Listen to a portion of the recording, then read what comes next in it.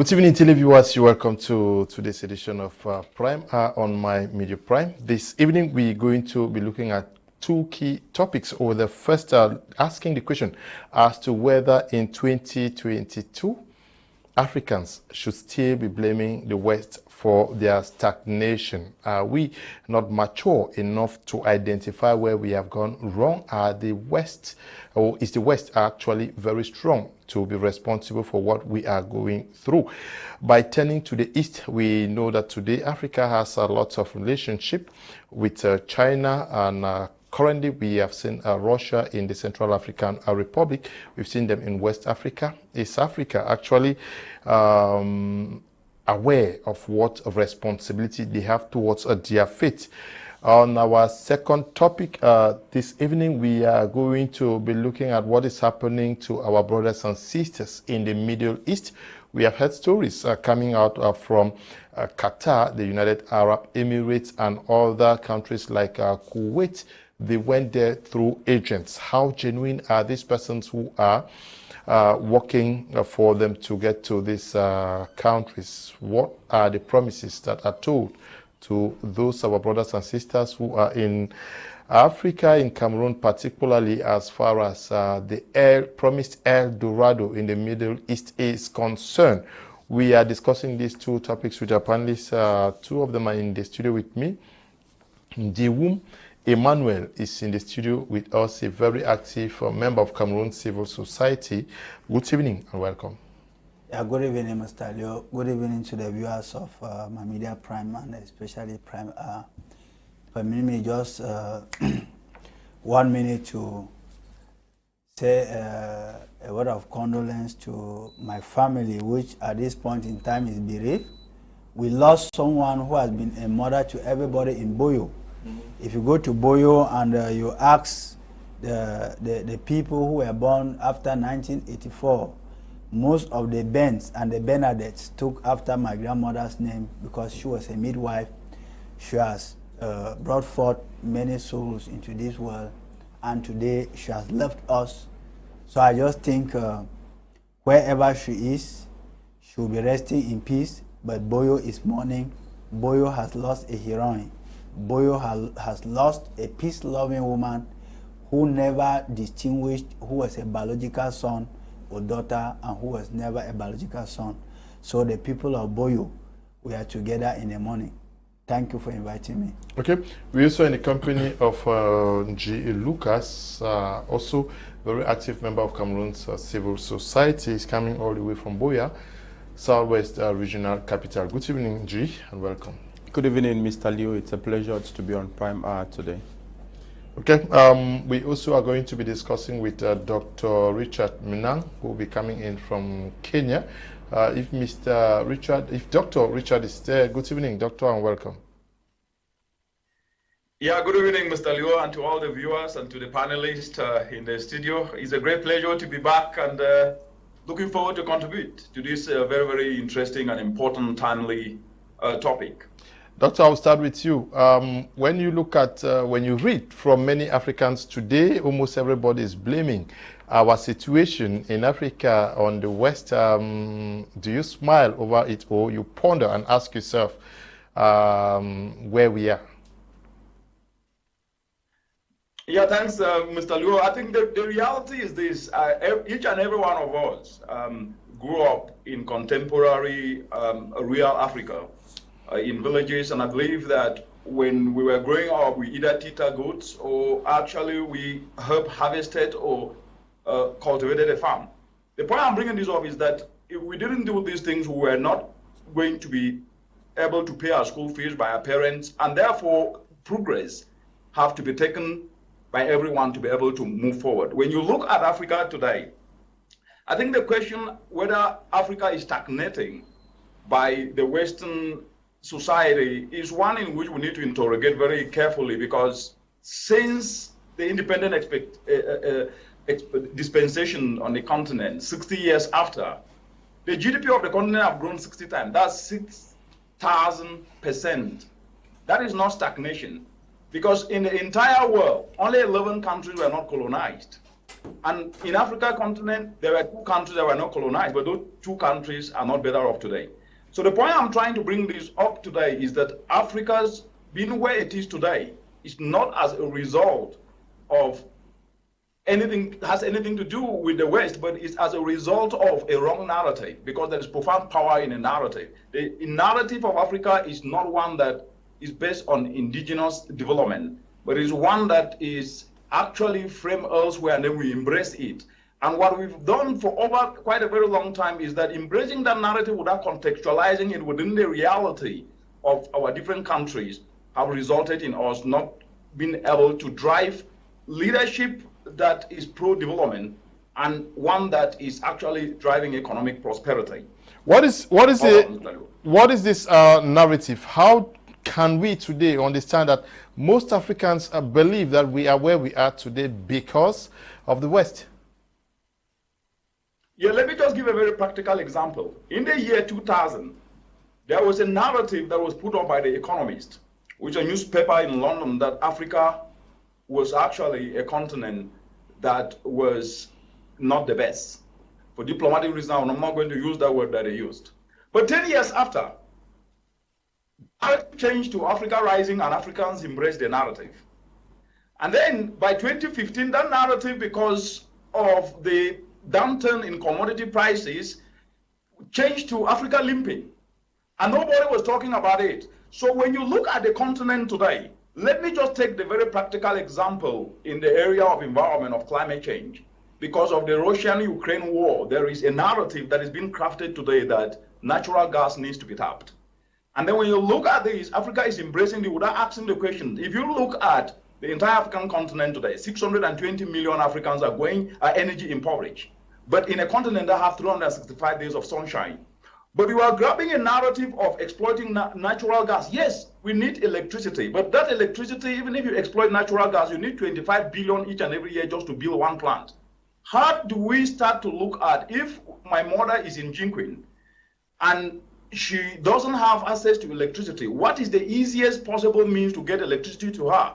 It is through simply using solar renewable energy, because it is easier to get to the community and to the villages rather than talking of grid electricity. Another example is the food crisis. We are in a continent that has 65% of uncultivated arable land. Paradoxically, importing food worth over $35 billion US. But during the crisis with Ukraine and Russia that have affected food prices because of the importation of wheat, which 50% of wheat in the continent is imported, there is no serious discussion on Africa looking internally and capitalizing on an indigenous crop like cassava, which can produce 300 products. So when you look at the narrative that has actually been peddled for development, it is not one that matches the reality of the continent. Okay. Back to you, Mr. Leo. Okay, get from you that we are not seizing the opportunities, because the ongoing crisis between Russia and Ukraine was supposed to prick African leaders to think about what opportunities to make out of that problem. Seemingly, nothing is happening. Then Emmanuel, I don't know whether you buy what Dr. Joss said. I mean, how do we explain that 60 years after independence, we still think that our problems are coming from out of Africa? No, in actual sense, Mr. Leo, I think there has come a time when us Africans will have to speak the language of the truth in order to liberate ourselves. And to liberate ourselves, we must know, and we should be able to say in very frank terms, that we had independence on paper, but practically we never had any independence. Now, because we look at it politically, economically, these are the 3 aspects that holds any nation or any continent in the world. If you are not economically independent, if you are not politically independent, you are not independent at all. That should be said. So we had some kind of window dressing in the name of independence, that those people who pretended to have given us this independence actually did not give us the kind of independence that would have made us independent. And I explain. 60 years down the lane, Mr. Leo, if we were politically independent, nothing would have been able to explain the fact that we still have African leaders who act as stooges, puppets to the West. We have African leaders whom some of them are there not because they actually wanted to be there, but they are there because they are answerable to some Western countries. Economically, you discover that most of the African currency today is printed and controlled by the West. Take the case of CEMAC region. How many countries in the CEMAC region has independent currency? If we start from there, then you can bear with me that economically, politically, we were never independent. Now, there's another aspect of it which is very sensitive. They came and blinded us with what they call democracy. But you discover that the democracy might have worked in the Western world, it is not working in Africa.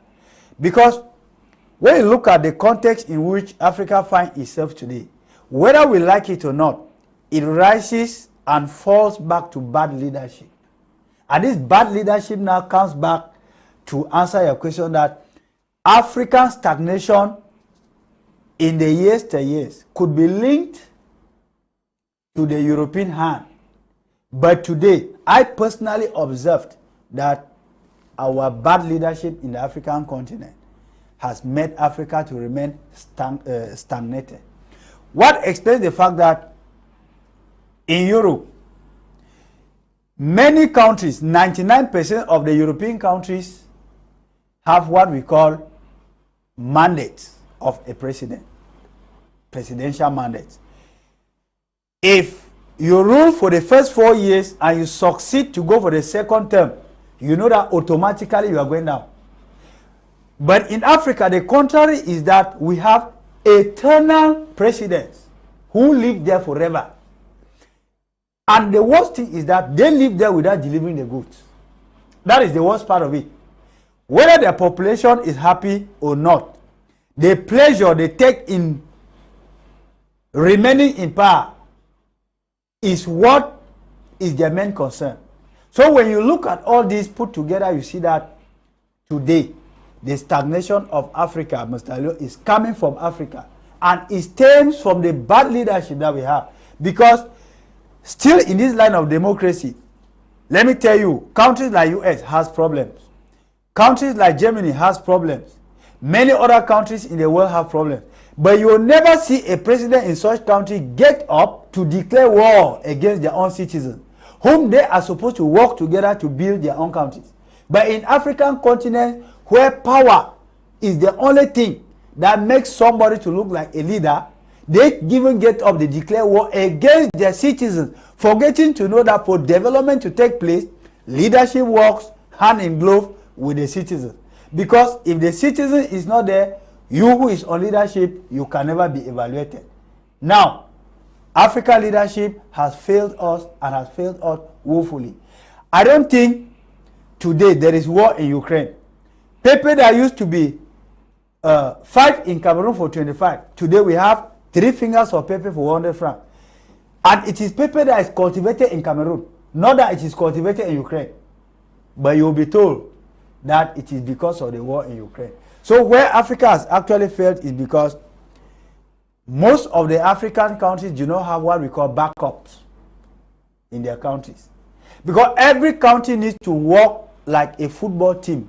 For a football team to succeed very well, Mr. Leo, you need to know that the first 11 is supposed to be in the field. That's the administration. Now, you have a backup. That backup is supposed to be the substitutes that are supposed to be behind. Immediately one player gets tired, you bring in a substitute to replace that player, and the whole team gets going until you get to victory. But at the point where we are talking now, most African governments do not have anything in the name of backup. Okay. That's where we are failed. That is why we are facing. That is why we are where we are now. Lucas, he raised an issue because he did not want to believe that he still believes that the West we are not completely decolonized? Yes. Do you also have that impression? Because if you say it is the West, our countries, our presidents are dictators that were imposed on us by the West. How do we explain this to ourselves in this age? A couple of reasons could be advanced for why Africa is still this underdeveloped. Yeah, but I want us to explain what he said. Yes, we are going to look into that.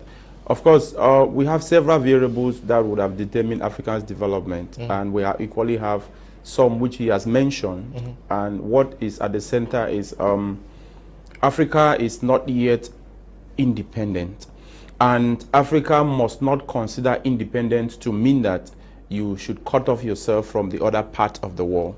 But when we talk about independence, we are looking at the fact that you should be able to determine a whole lot that happens to your economy. Firstly, what we need to understand here is politically, Africa is still under the Western control. Economically, Africa is still under the Western control.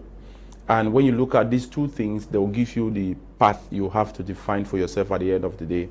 Like he said, African leaders are very much aware that power is negotiated not between they and their citizens. Power is negotiated between they and those who determine how long they are going to stay in power. Now, some of the leaders who are being determined by the Western countries, it is based on what the Westerners are making from the said country. Let me take the case of DRC Congo. There are places in DRC Congo where an ordinary black person cannot go there. The Americans are in full control. There are places in DRC Congo where the Belgians are in full control. Now, this is not because the Congolese cannot set foot there. If they get there, they will kill them.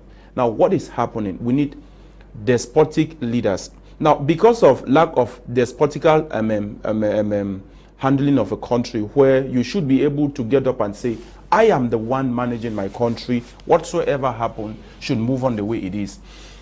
What is happening?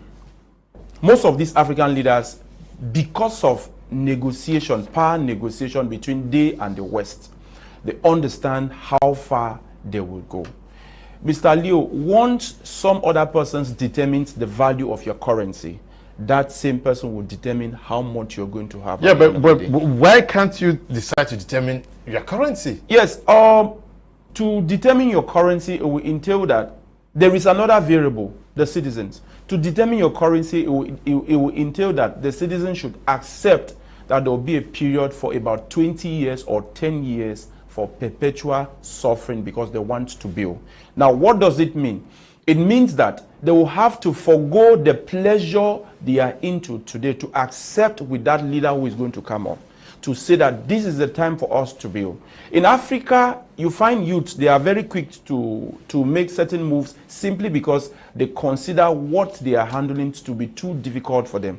And whatever comes up which seemingly appears to be soft or maybe softer than what they had, they are quick to move into it. The development of Africa could also be seen with certain policies, especially when you look at the aspect of the International Monetary Fund and the World Bank. The world is not the way you see it, Mr. Leo. The world has gone beyond what you see. There are countries that do call the shot. I want to give you a case. Let me take an example of what Russia is actually doing today. Russia understands that with the power she has at the level of the Security Council, the West cannot control her. As such, she understands that because of her veto power, she too can make certain decisions and the West is going to take into it. What is Russia saying today? I am within a particular region where I'm producing a particular good that you need. And Russia says, you are not going to buy this good from me with your dollars. You are going to buy it in my ruble because I want to appreciate my currency. So this is what we need. Africa cannot be totally cut off from the world, but African leaders and Africans, especially young Africans like you and I, we need to get up and say enough is enough. We have decided to stand with the people that we want. Now, how is it possible to stand with these people? It's all about sacrifice. We understand that in most countries, when the young people decide to stand on what is right or to get hold on what is right, we will have militias that will be created by some of these Western countries. If you go to most African countries, such as DRC Congo, with immense natural resources, you find several militia groups within that same country, because until when you destabilize a country, you cannot completely tap. And the Western world understands that the destabilization of Africa after the open or the forceful holding of persons to work according to their will, which was that period of physical slavery, they have moved into what they have capitalized on to keep Africa under their grip, thereby giving most of the African countries reasons for the young people to move out of the country. And those who do not want to move out of the country, because of what? Poverty, because of what?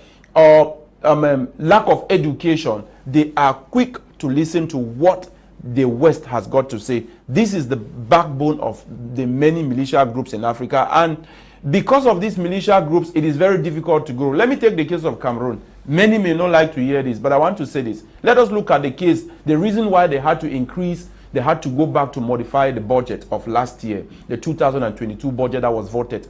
Now, the ongoing crisis in Cameroon gives reason for the government to increase the military budget. And when you go for military weaponries, or when you go for weaponries, for example, they are not assets. They are not something you invest in. They are money you remove. In economics, they call it deadweight loan. These are loans that will not produce anything on its own. So until when we understand these things very well, that is why I'm saying that not only the leaders in Africa can make Africa to develop. The citizens in Africa should take part in the development of Africa by bringing their leaders to order. Yes, your session on the reason for the that was an example, not just on the budget. Based on the military, we cannot ascertain that year, because it is not today that the war started. By the time this budget was adopted last year, the war was already ongoing. But Dr. Munang, I want to get back to you to understand, when people keep talking about there is a mystery that actually explains why Africa supposedly is under the West. Is that not a theory that is actually making people to believe, not holding their brothers and sisters accountable, and laying the blames on the West? What is that mystery that is only obtainable when it comes to the West and the African relationship? It's really a mystery indeed. And I think I will build on what the panelists have said, actually what Ndiwum said. He said, we need a moment of truth. Indeed, we need a moment of truth. And the truth is that we were born in this continent, we grew up in this continent, and truth is not loved. Lies are embraced instead of the truth. What is the truth? We love to talk about what we want, not what we need to do to get what we want. We do not, as citizens in this continent, and it's good to speak the truth, because we are not here for applause. It's good to really speak the truth of the reality, because that's the only way we can be able to address this. And when you mention the word mystery, that is spot on. When you do not embrace process, you cannot get a product. And if you're not part of the process to develop the product that can actually be sound and be fit for purpose, then definitely whatever thing you get will not be fit for purpose. Therefore, the narrative, I will go back to what I said, Africa's narrative is a false narrative. It's a narrative of blame game without preferring solutions. And sometimes even when we prefer the solution, we're not part of the process. So it is high time that every citizen in the continent become part of the process in developing solutions that solve the very challenges that we face. Of course, leadership is needed. And leadership, I have argued this so many times, leadership is not only about political positions. Leadership is personal responsibility. And in every position we are in, regardless of what we do, we must start to ask ourselves the question, are you inspiring one another? Are you doing something that touches other people's life beyond your immediate family? Because if we don't start to nurture this kind of citizenry that take personal responsibility, no matter the excellent leader you get as a president, prime minister, minister, he or she will not be able to work without a citizenry that actually embraces the process. And I think this very important point that I really want to touch is, when you look at the educational system in the African continent today, there is no way Africa will transform without transforming the educational system. It is not fit for purpose. Each and every year, millions and millions of citizens graduate from universities with degrees, masters and PhDs, but they're not part of devising the solutions that address the challenges that we face. And therefore, when you look, there is a study that shows that 59.4% of citizens that are actually graduating have skills that doesn't match the opportunities that exist in the continent. And therefore, it means that sometimes when we discuss about the continent having its transformation held by others, there is no country in the world that doesn't have an interest in another, and that is why we have embassies. We have foreign missions in every country. Cameroon, for example, have foreign mission. Kenya have foreign mission in other countries. Why? Because there is personal interest. So the question should be, what is Africa's interest? And if you cannot know your interest, then you will always be on the losing side, because when you sit on that table, what you debate and demand is definitely not fit for purpose. And that is what we should really be able to focus on. And that takes the responsibility of citizens at every level, so that at least we can be part of the process. Back to you, Mr. Liu. Yes, but Ndiwum said that Africa is still under control. How do we also explain, how is Africa under control when we know that we have our presidents, we have our parliaments? Africa regularly holds the African-France Summit, Africa-US Summit, Africa, Russia Summit, Africa, Japan Summit, Africa, China Summit. How is Africa under control? The truth is this: there is absolutely no island country on earth. It's not something that we are supposed to love or not. It is the reality. No country is an island. And we live in a global space whereby what matters is value. What value do you bring to the table? I started off by saying that only 11 countries on earth were not colonized. And 2 of those countries are in Africa. We have Ethiopia and Liberia. But are they better off because they were not colonized? And what has colonization got to do with you determining your priorities to present on the table? So my point is very clear. You can never live in a world in which you do not have engagement with other countries. But the problem that needs to be addressed is, what value are countries putting on the table? And lastly, on this particular point, Africa is not a one statistic data point.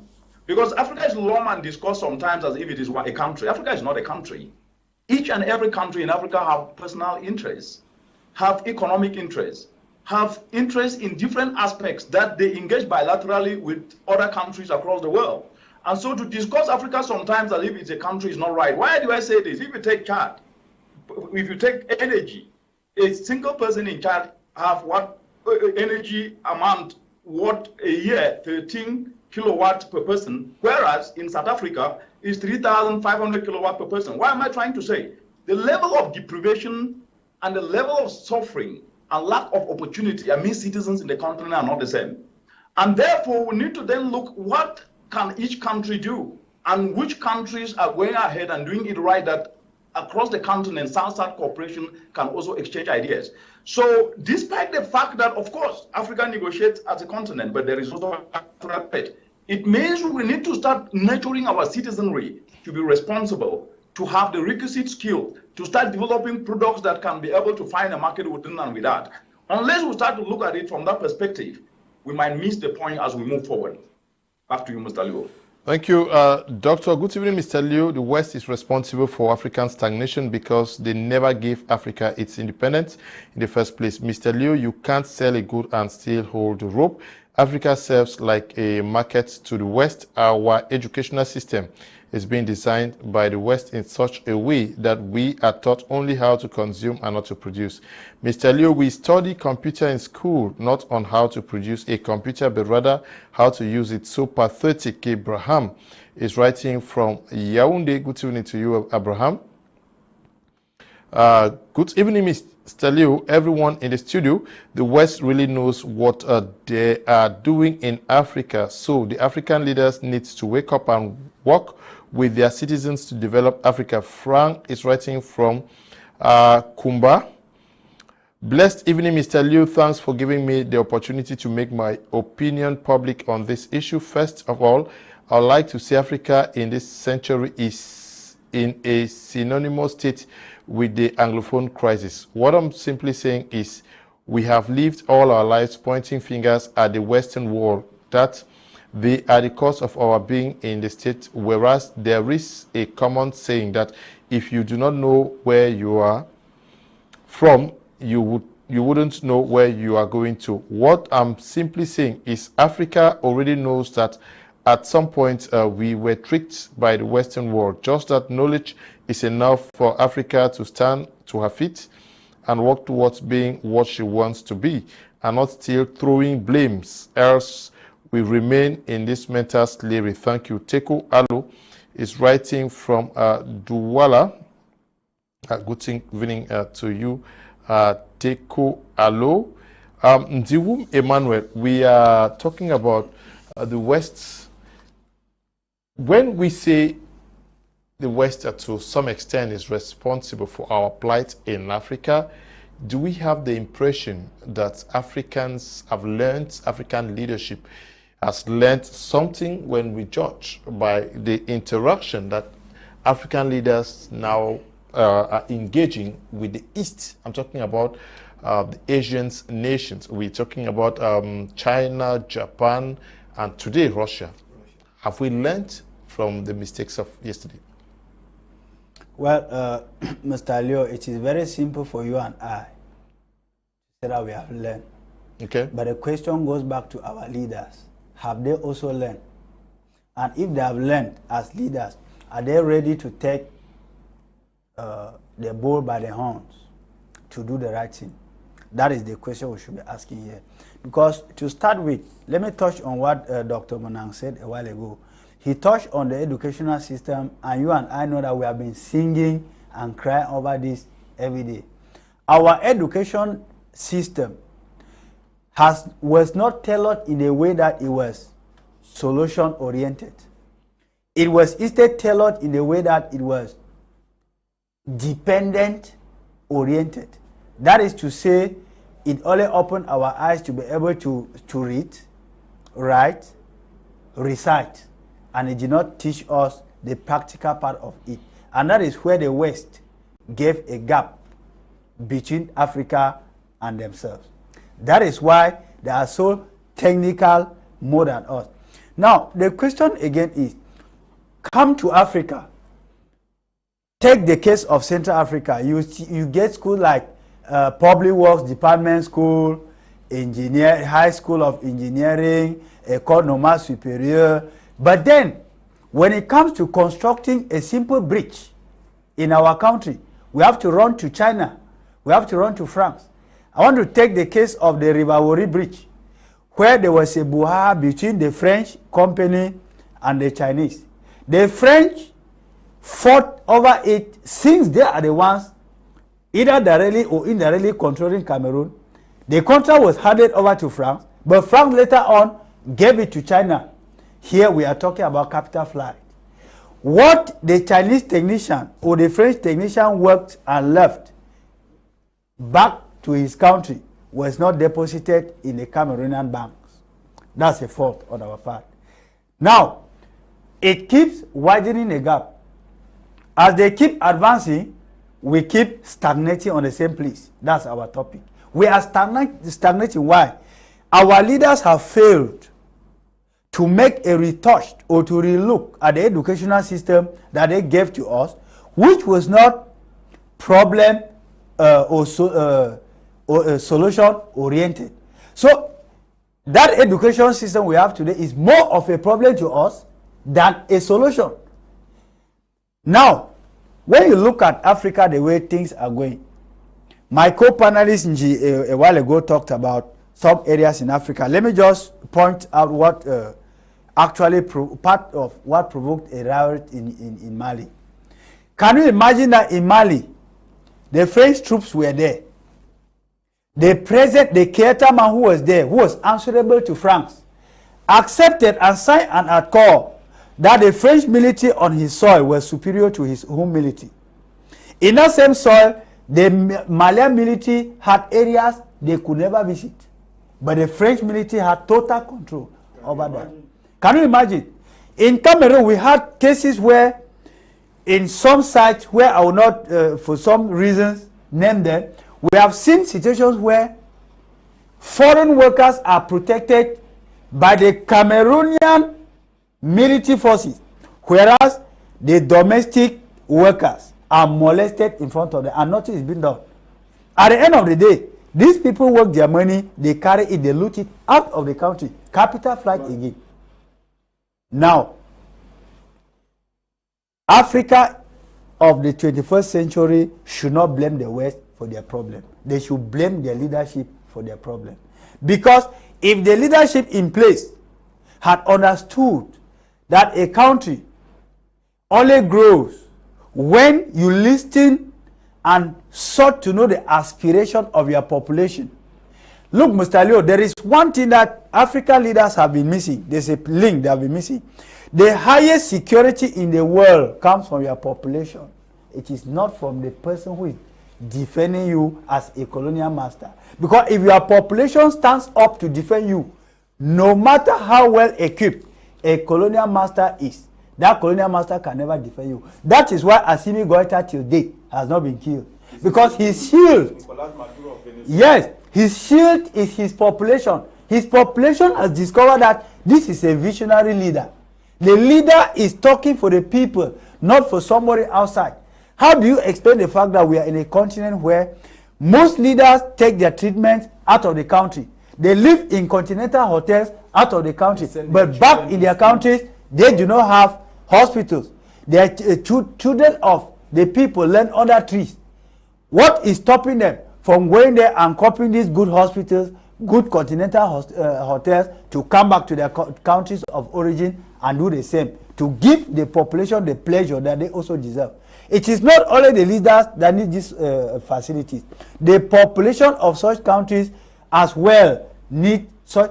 And when we keep blaming the West, I don't remember any Western country ever telling some leaders in Africa that when you are in power, you choose to work with criminals, ex-convicts. Can you imagine that in Europe, we still have what we call, how do they call it in Cameroon?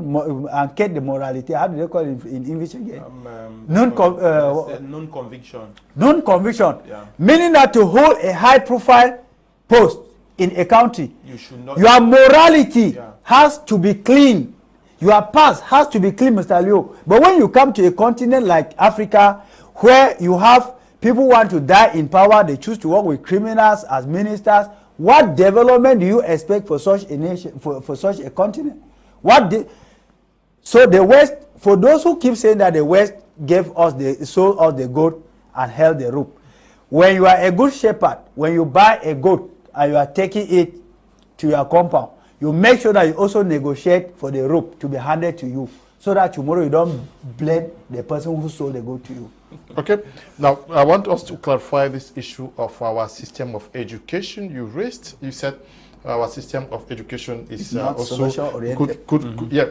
But now, if the West brought the system of education that the West brought, the colonial masters brought to Africa at the time, maybe it was solution-oriented, because actually what they needed at the time was what was given to us. Yes. Should we today, if we fail to upgrade to meeting the needs, because we must understand, almost everybody who is watching us today says that the West brought this type of education. Yeah. But at the time, remember that the educational system was brought in the 60s.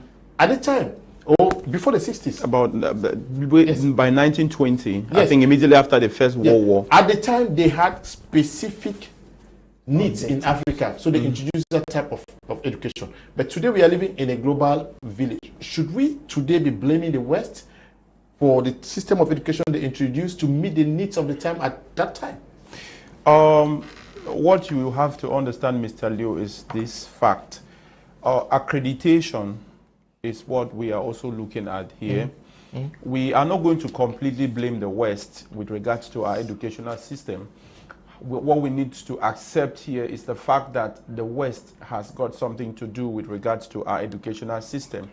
I understand that most of those who were there in the yesteryears, they were trained as clerks, they were trained as persons that could read and write, they were trained as persons that should understand basic arithmetic as per what the colonialists wanted, which was not for the development of Africa. That at the time we were being taught on how to count sticks, they were already producing cameras, which was as a result of the educational system they have. Now, there is another issue here, like you did raise, that should we keep on blaming them because of what we have? Why don't we change it? Like I said, accreditation. Now, the war, like I said, interestingly, the war has several regions, and within these regions of the war, there are particular talents and abilities. The Chinese understood theirs in the days of Mao, and they worked on it, and they have their own model, and they are developing. If you go to most of the Southeast Asian countries, you'll find that there. If you go to Latin America, some of these countries also have developed their own model to develop their country. This is because their graduates, which they produce daily, they are working in line with what the country needs. Our model of education can be modified. The question is, do we have these leaders who will accept that we should pay for patents right towards that model of education that we need? China did not get that technology we see today from the US out of nothing. The Chinese accepted that those who were traveling to the US were travelers to obtain knowledge and come back to the country and build. In the early 60s and in the early 70s, right up to the late 90s, the government of Cameroon in particular, and most African countries, provided opportunities for persons to travel abroad and come back and rebuild the country. What happened? Some of these people, they travel abroad, came back to the country, and decided to toe the same line with most political leaders in Africa, thereby taking them. You see a medical doctor, he is given the post of managing an urban center when he is known to be a surgeon, and there are people dying in the hospital of his ability, but he is there talking politics. You will see, you understand, you will see engineers as trained as persons who are supposed to come back and open firms for us, open engineering firms for us. They are there talking dying politics. So this is where we have a problem. Some of these persons were sent abroad on state scholarship such that when they return, they should transform the system. China sent its persons abroad. When they studied the system, they had to transform it. A few years ago, we saw one of the CEOs of a certain Chinese company, I think it should be Huawei, who actually was indicted in the US because of what the US considered to be stolen technology. Where did she use this technology? In China. And where is China today? China is developing. So several persons could be blamed as to why we cannot change this. One of it is that most of the leaders that we have, they are afraid that once these people come in and get these people to this particular level, they are afraid that they'll fight against them. The other class of persons that we need to blame is the same people. They have been sent to study and come back and transform. But what are they doing? They are into politics that is not even developing the continent. Another class of people is the citizens. How do we handle the citizens like Dr. Munang said? The citizens need to understand that they are the principal actors to drive the development of a country. And this is where the Western world has it completely in control.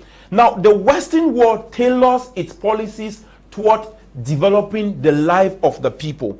It is the same thing with China. China talks about communism. If you go to some of these countries like Malaysia, you go to some of these countries like South Korea, you will observe that their educational system is towards solving their home problem. And who are these persons to solve that? Those who had gone to the West to study. We cannot refuse the fact that the model that the West is using is developing their country. The question is, do we have the leaders that will accept such change? If these leaders are available, then we can move ahead. And another question to end, another question is, are the citizens ready to bring their leaders to order? Yes, then you will see that. Let us take the case of Mali. The Malians said it was enough for the French to have control over our own territory, where a particular area within our territory, their forces get there and our own forces cannot go there. And what did they do? They decided to bring that down. A lot of persons thought that Mali has decided to cut off ties with France. No. What the Malians simply did, or what they are doing, is that they have drastically reduced the dependency ratio or rate on which they would depend on certain things. So for us to transform our educational system, we should tailor it in a way that when a child says, I am doing electrical engineering, it is not for that child to come out and become a technician or somebody who wires the house.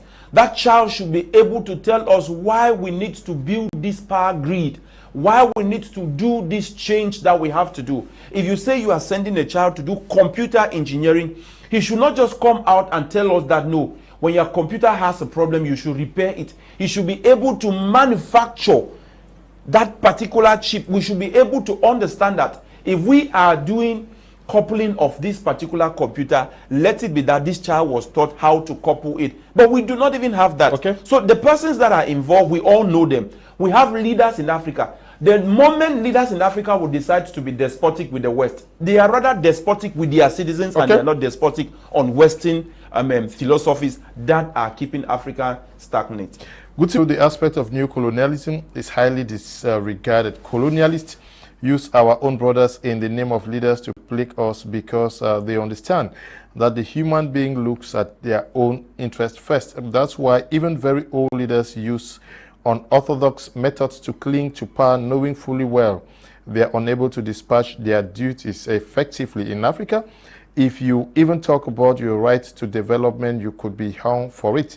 Democracy and even decentralization are just mere words used to fool the common African man. Tom is writing from Ewane. Good evening to you, Tom. Raphael, writing from Bafusam, says, good evening, Mr. Leo. Africans should take their destiny into their hands and stop always blaming the Western governments for their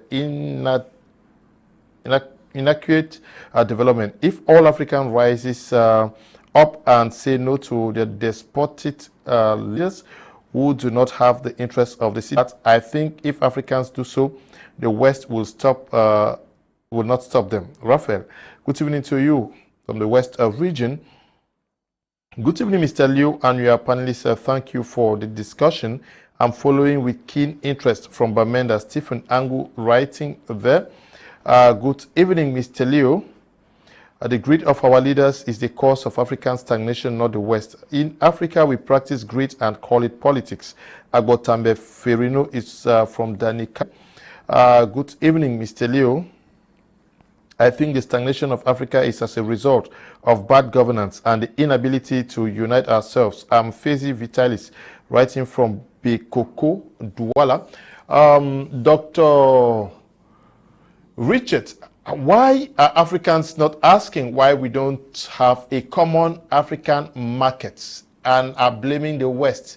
What is difficult to create a common African market where we can freely sell our goods and services? Africans don't trust themselves, and they produce what they don't consume and consume what they don't produce. Okay. I mean, these are the realities, because the reality is that you cannot have a population of 1.4 billion citizens, and at the same time, you only trade 20%. Intra-trade across the continent is just 20%, especially when it comes to food. A food market that is worth 150 billion each and every year, only 20% of intra-trade happens in the continent. What does that mean? It means that we have potential, but that potential is not tapped by Africans. Then external partners tap that potential. And it only boils down to one word: trust. When you don't trust yourselves, either within the same country or across the entire continent, then you lose opportunities. And this is an attitude issue that needs to be debunked at every means and actually spoken without any fear of contradiction. Because we cannot pretend that we are brothers and sisters keepers when in reality, where we are supposed to be brothers and sisters keepers in the sojourn of socio-economic transformational development, where we support not only one another, but at the same time partake in actions that help contribute to better each and everyone's life. But that's not the case. We will sit full our arms and blame them. Whereas when we look internally, we have the Africa Continental Free Trade Area, where 54 African countries have ratified. And actually, inter-trade have not even started. We will hear about a country talking about exports to the West rather than export across other African countries. And this attitude has continuously perpetuated and is actually engulfing young people today. And as a result of that, we are missing out on opportunity to seize internally and then continuously ramping up and revibrating the attitudes of complaining and blame game that the West. The West is not the only problem that affects Africa. Africans also are the problem. And we need to do three things. The first thing, which I think Lucas and Emmanuel said very excellently, is when you look at the educational system in the continent today, it needs a total revamping. It needs a revolution. It needs to be stopped, to be revised thoroughly, so that at least we start to focus on any subject should be tailored towards an issue on food security, on construction, on infrastructure. If you cannot be able to take a course on entrepreneurship, you should not be able to graduate from any university in the country, in the continent. The second aspect are the biggest transformational development army that we have. I'm not talking army here, military, I'm talking army of development. But they have the best opportunity today. Social media 24/7. In social media, they blame and complain. But this is a space in which you can create connections, you can learn a skill. And one of the biggest things that COVID-19 taught us was that if you do not diversify your skills, you do not diversify opportunities, then you will be able to be shut off in anything you are doing, because diversification is the biggest security of a system. And the best way to diversify is to learn a trade. For example, the Cameroon government, 2 months ago, actually lifted taxes on renewable energy. What does that mean? It means the citizens need to look at, if I was to engage in renewable energy, whether it is in cool fridges or in solar dryers, what do I need to do? Because you are not going to pay taxes. But we'll fool our arms seat and will not even try to tap the little. I am not here in those positions, but I am here to speak truth on what that we keep ignoring, is that if you take Africa, 50% of the gross domestic product is contributed by the informal sector, our mothers, our brothers and sisters in communities. But when you take Cameroon, Cameroon is the only country, I've said this on this show so many times, it's the only country in the entire African continent that have the informal sector constitute the middle class, which contribute above 50% of the GDP. So we need to start looking at how do we make sure that they have credit through things and cooperatives. And this is what we need to start looking at. And lastly, Mr. Leo, responsibility cannot only be a word. Each and every citizen must become responsible, because personal responsibility is leadership. And leadership cannot happen when we expect it only from others. Tomorrow, when you are given that position, you will end up being like the other person. So let's assume that we do not have what I call transformational leaders, but the leaders are citizens. Back to you, Mr. Leo. Okay. Thank you, Doctor, for that brilliant intervention there. I'll take 2 more messages and then we continue. Good evening, Mr. Liu. To me, I hold the West responsible for African stagnation because they have tied up Africans in all corners such that when any African wants to resist, they kill them. Example goes to some African president like Gaddafi. Some of these Western countries are the ones ruling some of our African countries through serious manipulation. Only God alone knows when these Westerners will ever stop manipulating our rich African continent for their selfish interest. Mr. Yeto is writing from Yaoundé. Good evening, Mr. Kum. Thank you for your good topics and perfect selection of your panelists. If I hear of Africa, France Summit, Africa, China Summit, Africa, Russia Summit, it's a shame. How can we glorify a giant continent like Africa having summits with individual countries of other continents? Why not talk of Cameroon, France Summit, Nigeria, US Summit, Kenya, Russia Summit, etc.? The Western world looks down on Africa because they know where their manipulations have kept Africa, and Africa have to just submit to every small unit of the West. Bonnie is writing from Boya. But let me take 1 more minute with you, Doctor, from Kenya. Good evening, Mr. Liu and the entire panel. It is a shame that after 60 years of independence, we are still this backward. Most of the time, we pretend as if we do not know the solution to our problems. We know the solution to our problems, but greed and stupidity will never let our leaders unveil the truth. We need to understand that what is killing us is more bigger than we think. So one African nation can never solve the problem, Mr. Liu. The only solution to African problems is for her to opt as a single unit and have a common foreign policy. If we as Africans refuse to follow this pattern and adopt even a common language like Swahili, we will never develop even after a century. Mr. Liu, it pains to hear that we study even Chinese in our universities and Swahili is nowhere to be found. My question is that which future do we have in China, Europe, or America? Mr. Goloff is writing from Romania. Doctor, before I come back to you guys, please. Doctor, I want you to say a word on our relationship with the East. We blame the West for our stagnation. Is it preferable to deal with the Chinese, the Russians, and other Eastern nations? Have they helped since they came in? The reality is that if you do not put your house in order, nobody will put it in order for you. The world is about interests.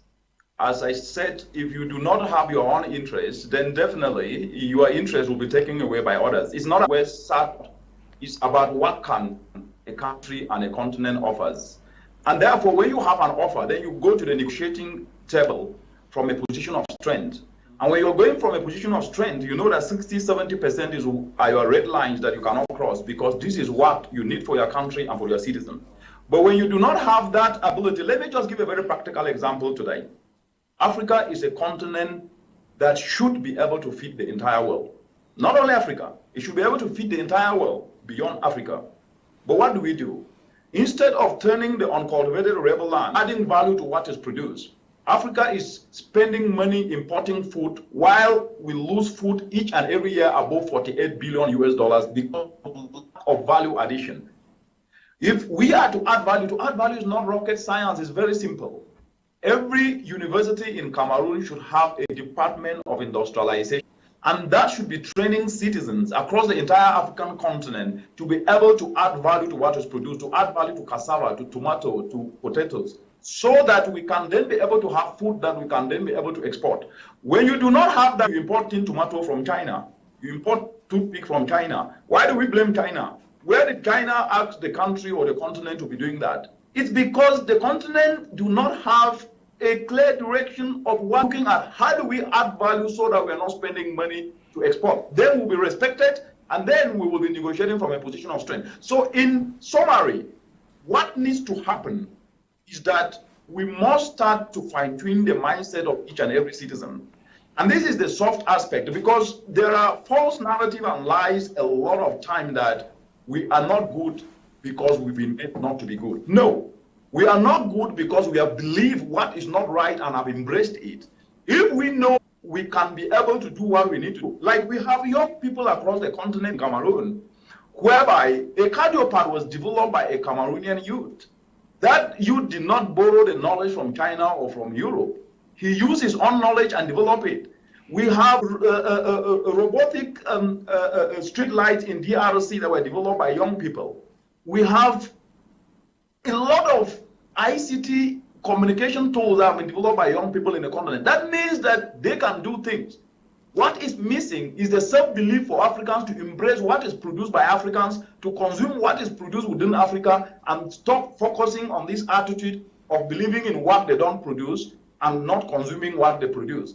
That is the attitude, and you'll be respected, and at the same time also have something to bargain when you get to the negotiating table. If not, remember, interest is what rules the world. And if you do not have your own interest perfected, then you will always be on the losing side. Back to you, Mr. Leo. Okay, you be on the losing side. We blame the West for our problems, Africa, but somebody just wrote that it is a shame that Africa is engaging single individual nations as a continent instead of engaging them as countries like Nigeria, China, Nigeria, UK, and a host of others. But let us look at Africa in itself. Do we place African as solidarity? When African nations find themselves in problems, how much solution actually comes from other African nations? For example, the AU, CEMAC, and a host of others. Thank you for that very good question, Mr. Liu. You know, it's like you read my mind. That's why I like a respected and intelligent journalist like you. You see, Africans' problem also stems from organizational failures. Okay.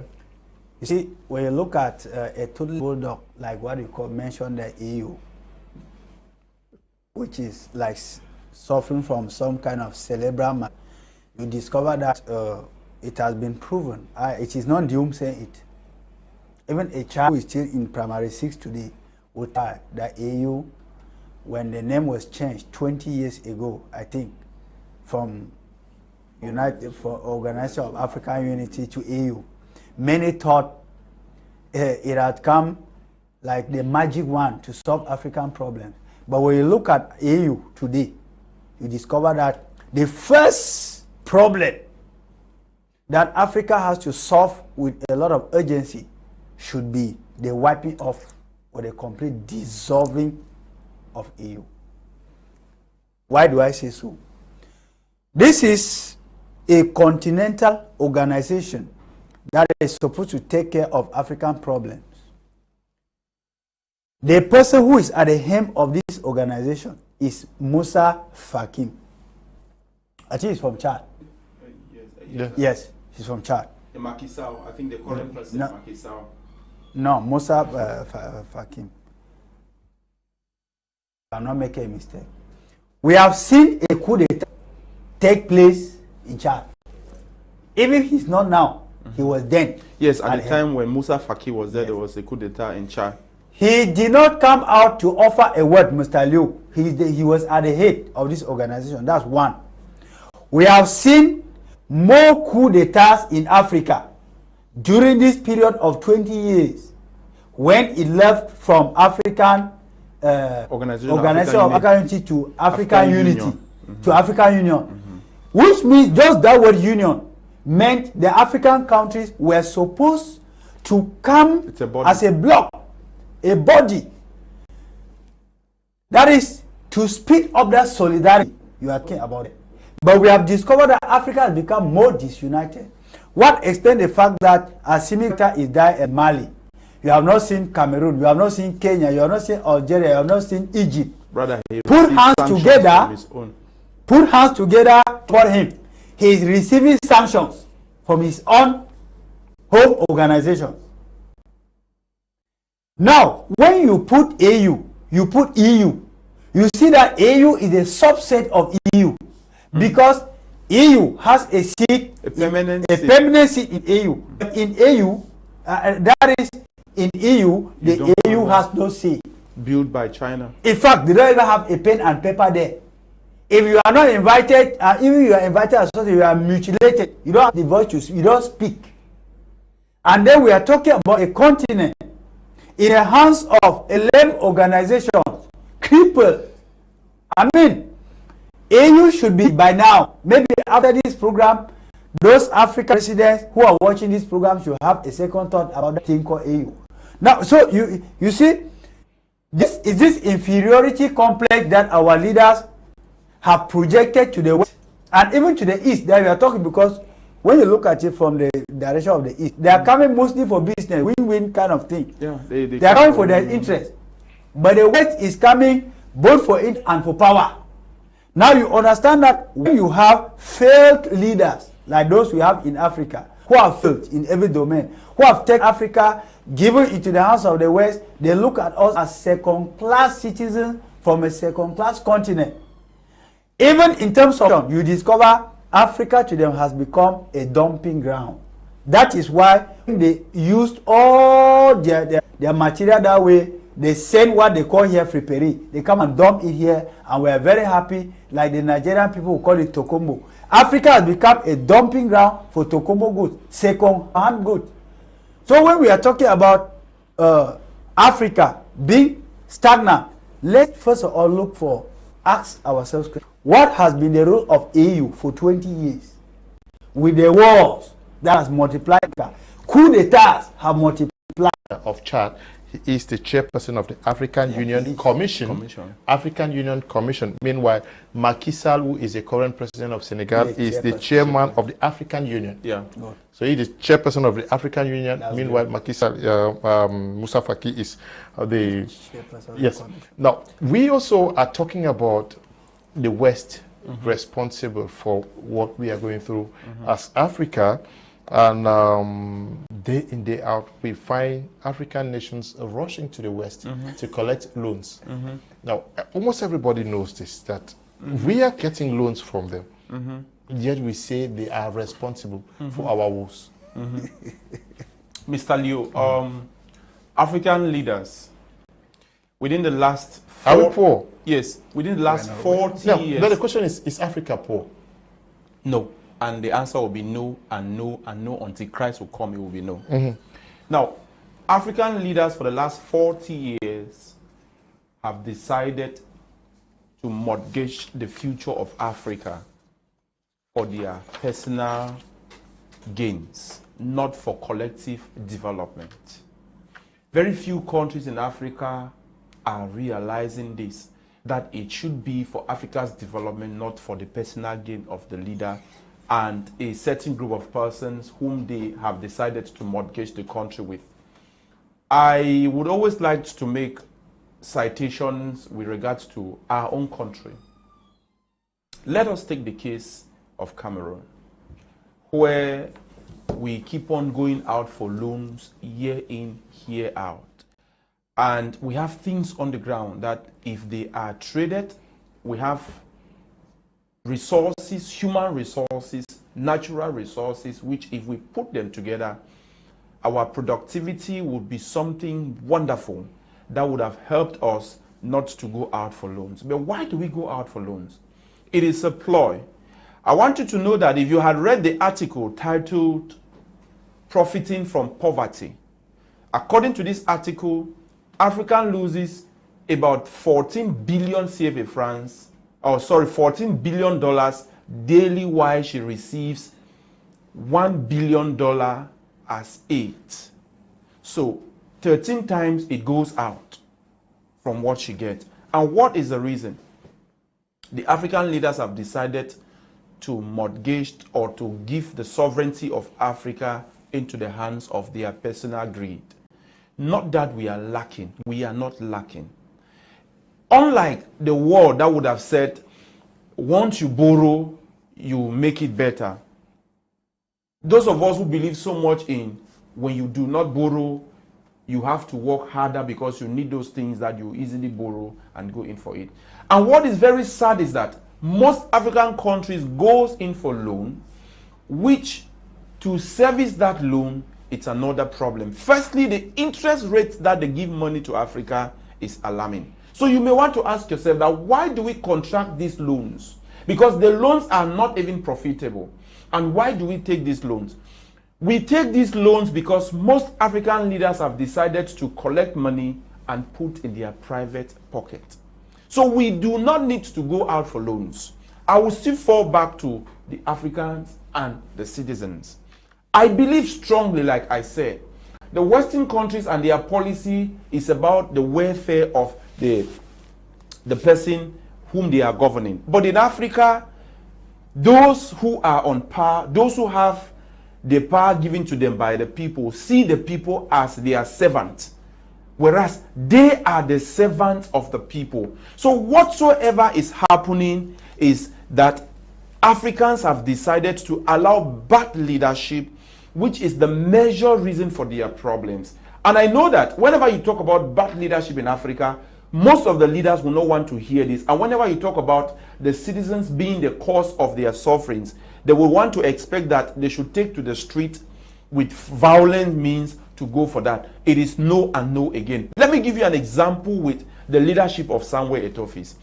He understands that in order to transform, some people must be hurt. Whether you are his friend, I just read an article talking about B. Chateau being fired from his position with Fecafoot. Now you understand that the decision made by Eto'o has no friendship, has no mateship, or whatever you may want to put it. All he sees is who should deliver what that we need. We need this kind of leadership in Africa. It is the reason why I will still call on young Africans to sit up. And when you sit up, like we did see the case in Ghana, where they trooped in with bags of rice in the trunk of the car, and when they offloaded this rice, the people had to put the rice back in the trunk that they should carry them away. African youths are one of the major causes of Africa's underdevelopment, because they have decided not to take their leaders to order. We have to bring the leadership in Africa to order. Once you fail to bring your leaders to order, they will do exactly what is being done. Europe is not the way you see it.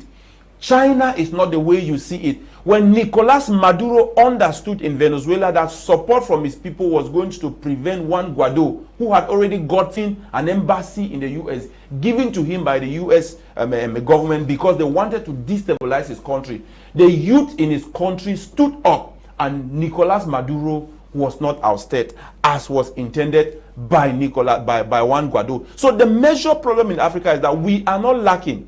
We do not need to borrow. China borrows to us. And one thing which is very ironical is that China equally gives loan even to some of the Western countries. And the same China, the Western countries consider them as a developing economy. The Western countries do not consider China as a first world country. But the same China, if you look at what she is doing, you may want to say that China is like Africa in the sense that China's economy relies so much on developing countries to consume their goods, while they have the labor market for developed countries to exploit. So we should emulate that. The Chinese have their own model to develop their continent. Won't we adopt a model to develop our own continent? And just to conclude, Mr. Leo, anthropologists and sociologists will tell you that, especially sociologists, the people within this area have a particular pattern of reasoning. If you look at the Westerners, they are determined to bring their leaders to order. And once we stand up to bring our leadership to order, all the nonsense we see will not happen. Okay. The Malians decided they are supporting Assimi Goïta, and that is why you see the Malians on the same position. They are not changing, despite the sanctions. And just to let you know, with all what they thought they could do, at the end of the day, the sanctions that were meted on Mali by ECOWAS, they have uplifted those sanctions. Okay. Good evening, Mr. Leo. Underdevelopment in Africa is as a result of many contributing factors, which include poverty, illiteracy, very large extended families, corruption, and lack of accountability. Poverty is one of the causes of underdevelopment in Africa. Unfortunate events such as slave trade, wars, and other bad incidents. Also, the irresponsible and irresponsive leadership, lack of structural, institutional, and technical change, vampirism and prodigality, corruption, lack of respect of democratic ideals, insecurity, and endemic civil wars, which are not legacies of the slave trade, are the fundamental causes of Africa's underdevelopment. Refer to Africa as underdeveloped, not developing, because of its past and also present of exploitation that has created its socioeconomic position. Underdevelopment is not defined by a lack of resources, but an uneven and unjust distribution of the wealth of those resources, meaning Africans are also the cause of Africa's underdevelopment. Leo, the only path to true human development and liberation for the majority of the people of Africa is through the transformation of their own lives in a struggle to replace and reshape the neo-colonialist government that dominated their society and prescribed their existence.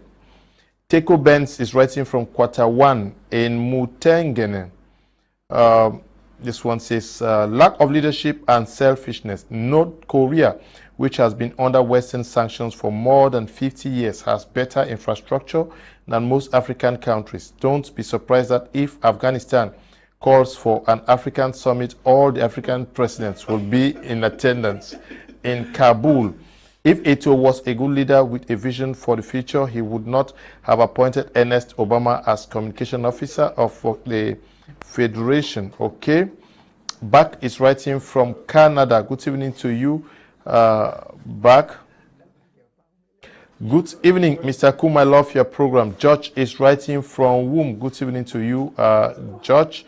We also pray with the people of NICOM in Agam for the release of the founder of NICOM, who was kidnapped yesterday out there in Womb, chief town of Menchum division. Good evening, Mr. Liu and others. My heart troubles me because our leaders fail to know that they have been placed in leadership by God. And if by God, then it is stupidity and a chase after the wind to operate without God. They have rejected God and definitely embraced Satan, who is the master of destruction and stagnation. The book of Psalms 119, 100 says, I understand more than the ancients because I keep the precepts. A nation built with God will be more than that of the colonial masters without God.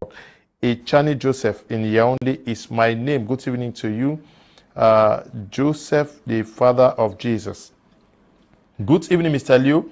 Well, as per your topic, I think bad governance is the problem in Africa. Secondly, if you look at our country, Cameroon today, this young generation is not able to feed themselves as compared to our parents. Most of our parents in those days, even though they were civil servants, families relied on food that came from farms. But today, most young men and women are just fooling around on social either because they are graduates or waiting for the government to employ them, or miracles from fake prophets and destiny helpers. Food is first human security in every society. Prince Bile is writing from Berlin in Germany. Good evening to you. Prince Bile, always watching the program and contributing.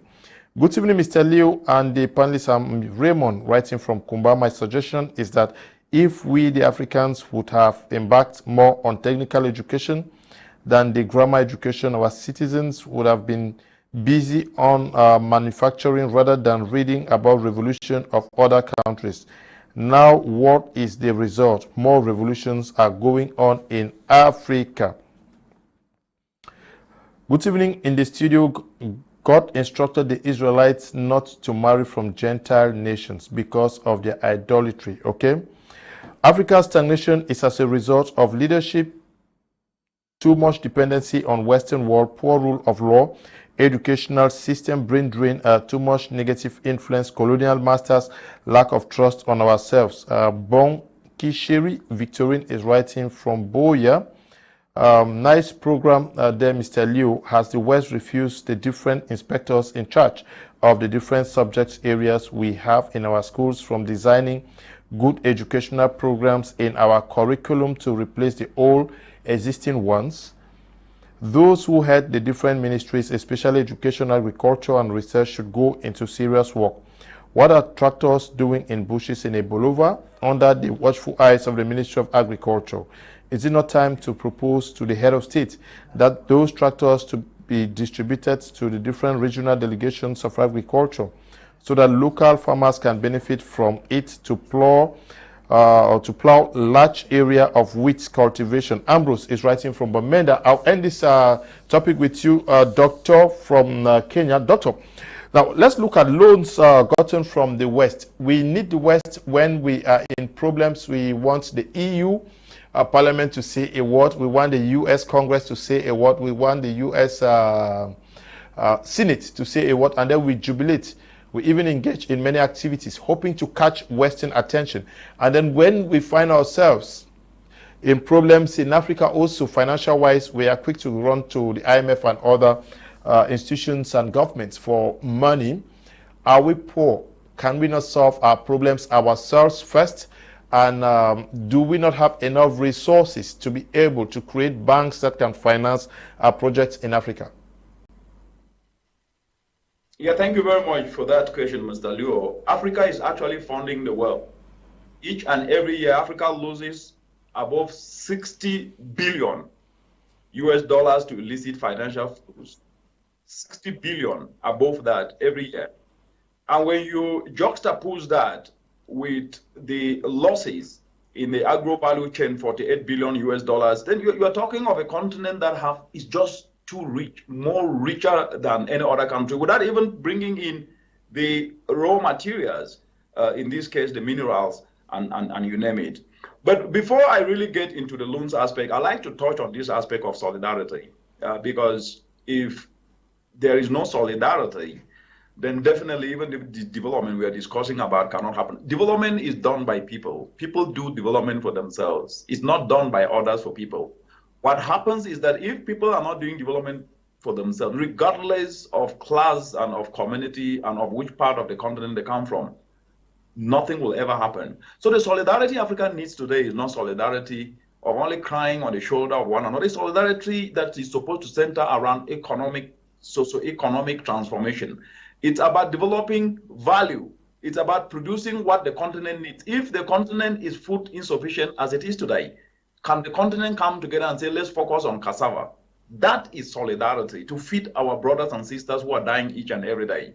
If the continent today has 620 million citizens who are energy impoverished, the continent should come together and say, if there is more power in Cameroon, can it be a power pool and traded with Nigeria or Congo, DRC, Gabon, and all the rest? We need solidarity around economic value, not solidarity around talk and blame game. And that takes me now to the loans. Taking a loan is not a problem. Let me really emphasize on this.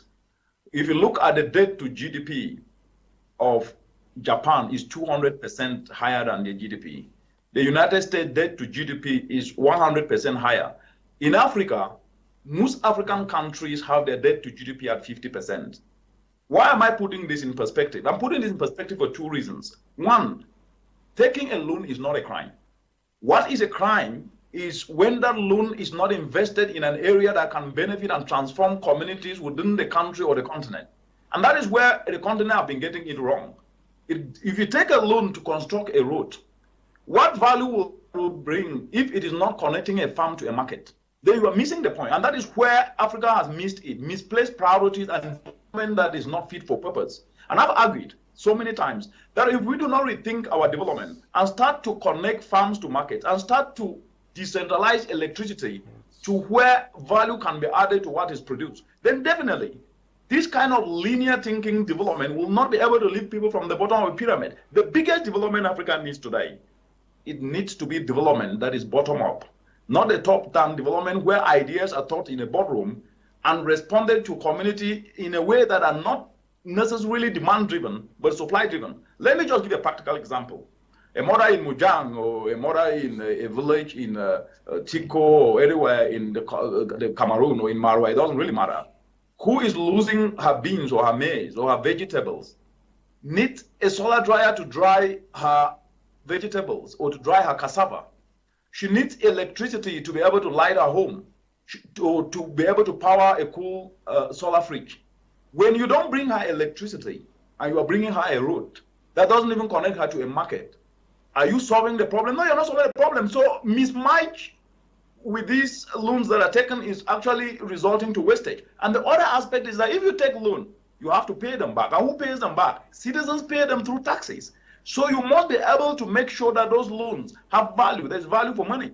And the best way to do this, and this is really free advice to all those who are listening, especially countries and governments, use the loan to incentivize institutions within the country that are accessible to communities. In this case, cooperatives, microfinance organizations, so that at least they can give more loans to farmers, to young people who are in enterprises, and they will pay back taxes, but they will make more money. And that way you will transform your country. But these realities are not discussed. Why? Because Africans do not take charge of the narrative of their development.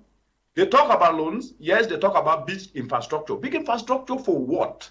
We need to start talking about reality. If there is a cooperative that have 1 million people, what if we use 1 billion CFA or 1 billion US dollars to incentivize that cooperative so that they can loan at zero interest rate to farmers who are actually adding value to cassava, to youth who are actually engaged in activities that are helping drive development of the country, and they pay back that money at zero interest rate.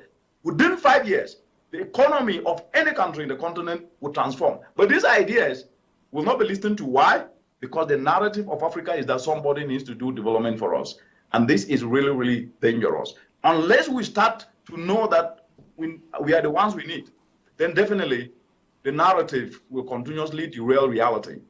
Back to you, Mr. Leo. Okay. Yeah, just 1 second to complete what Dr. Munang said there. One disadvantage of these loans, like he said, taking a loan is not a problem. The problem is the bad hands in which these loans sometimes finally end. How can you imagine that in a continent where people will barely fit? Maybe they will contract loans from China in the name of computers or whatsoever. And now at the end of the day, You and I all know that the money was embezzled. And those who embezzled the money, that is misplaced priority. Because money that was borrowed to save a nation has ended up saving a particular individual in a very illicit manner. And there is little or no accountability. This rises and falls back to leadership. If you have a bad leader in power who selects bad people for his support system of leadership, it only goes with a saying that a bad leader with his scheme ends up killing a nation. Because such debts shall be paid by generations to come. But which development did these loans put in place for us? Such as so, the 75 billion contracted from China. Yes. What happened? It's a 20 years loan. So you may want to ask yourself that who will be. It means that my daughter, who is in class 1 today, shall be part of the payment. Yes. Whereas I, who was alive today, I did not enjoy the stuff because that the loan was constructed for. So embezzlement, corruption, bribery. I don't think it is the West that often tells our minister that no, look, embezzle at least 89 billion. It is not the West that tells our minister that embezzle so that when you go to prison and you have to appear in court, you appear in court in a suit with 250,000 francs. So we should stop this blame game, like he's saying. We know that at times we know who to blame, but blaming the West in the 21st century, Mr. Liu, is outdated. Yeah, like okay. Please. We have just 30 minutes to go. Let's look at our second topic for tonight, which has to do with agents who are working to get our brothers and sisters over to the Middle East, United Arab Emirates, Kuwait, and other countries. How genuine are they from the stories that we hear from most of them? And what is the experience and knowledge you have of those who are working, they call it working lines, for brothers and sisters to get to the Middle East? Mr. Alio, this topic is very much aligned to the first one. Okay. Because if you create a conducive environment for your people back home, they will find no need to run. It's true that people are constantly on a move in the world over.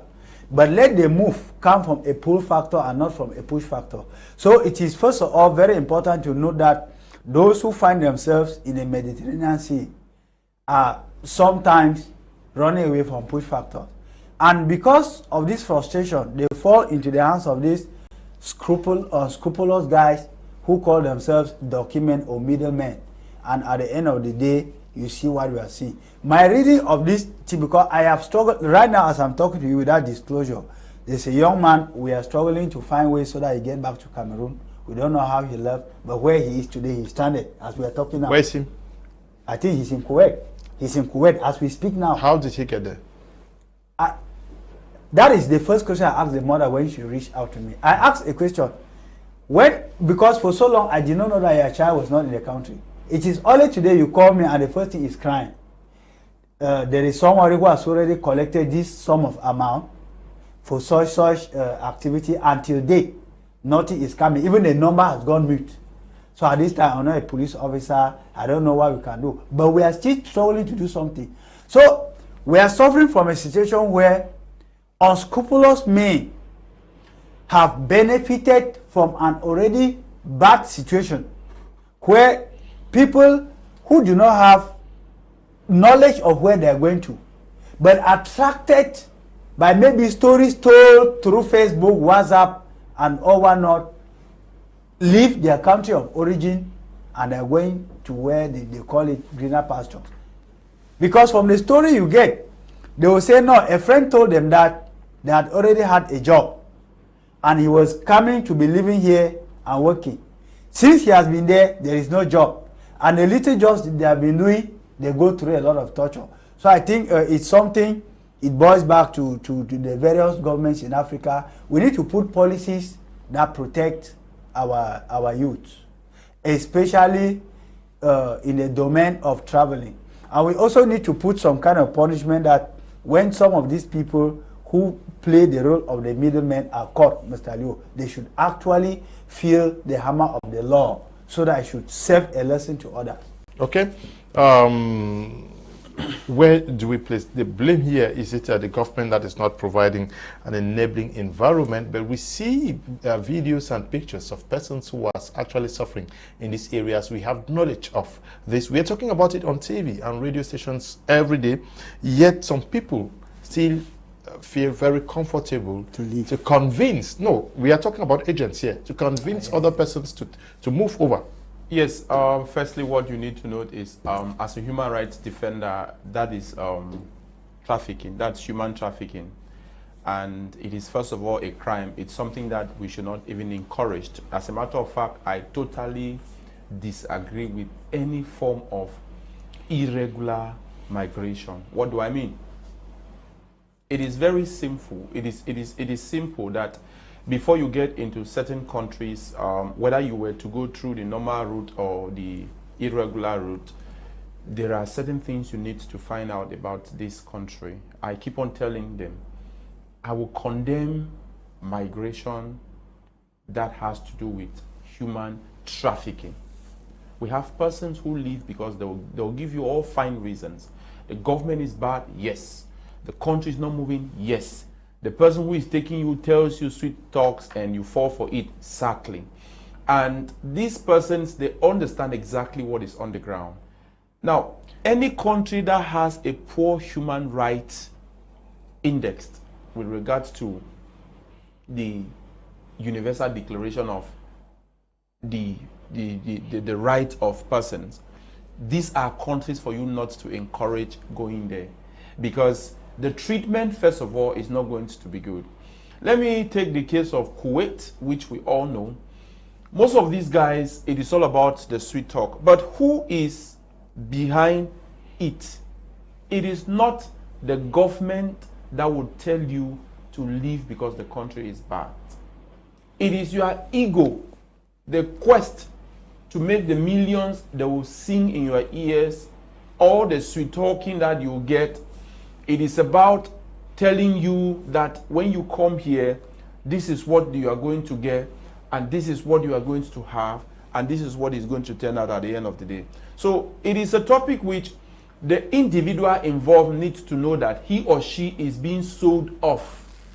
And once you are sold off, for example, let me take the case of the situation Ziwum is talking about.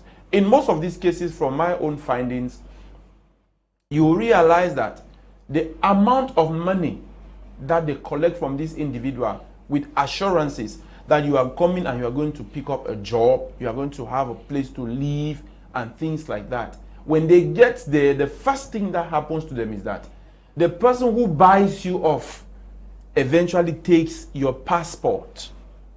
And so you do not have any means to step out of that country, because the document that would have given you access to move out of that country is in their own hands. So once your passport is confiscated, they have control over you. In another case, most of these countries, once you get there, you might be with your passport. But what happens is that you have spent all what you had on you, and once you get there, you are left with no choice but to succumb to what the person there says. And at the end of the day, once you cannot actually succumb to that, you will be forced to cry foul to come back. So I think it is time for parents to educate their children. It is time for us to discourage this.